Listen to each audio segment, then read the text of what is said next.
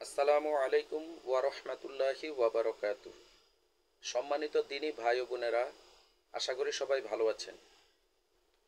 আমাদের মাঝে অনেকে আছেন যে আমরা যে প্রাণীর মাংস খাই, অনেকে এটাকে মাংস বলতে মানা করেন। হিন্দুরা গরুকে মা বলে থাকে। অনেকে মনে করেন মাংস শব্দটি মা যোগ অংশ, অর্থাৎ মায়ের অংশ।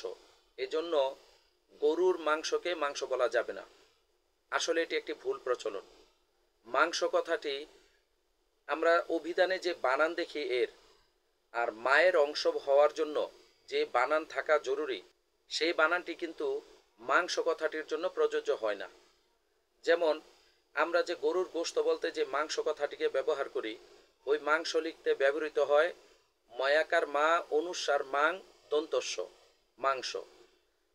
আর মায়ের অংশ বোঝানোর জন্য যে শব্দটি থাকা জরুরি ছিল সেটা হলো ময়াকার মা অনুসার মাং তালব্যস, মাংস।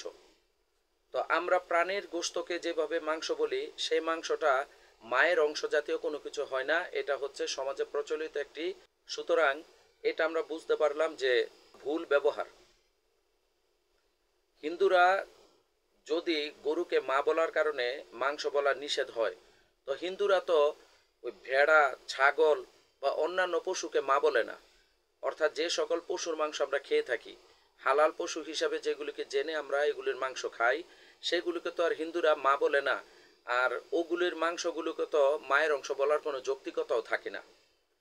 পশুর মাংস শব্দটা বলাতে তাতে কোনো অসুবিধা হয় না। এটাকে আমরা ফার্সি ভাষায় গোশত বলে থাকি। আমরা গোশত বলি বা মাংস যাই বলি না কেন, কোনো রকমের সমস্যা নেই। আশা করি আপনারা সবাই বুঝতে পেরেছেন। আল্লাহ আমাদেরকে সবাইকে সঠিক বুঝ দান করুন এবং এর উপর অটল থাকার তৌফিক দান করুন। আমিন। আসসালামু আলাইকুম ওয়া রাহমাতুল্লাহি ওয়া বারাকাতুহু।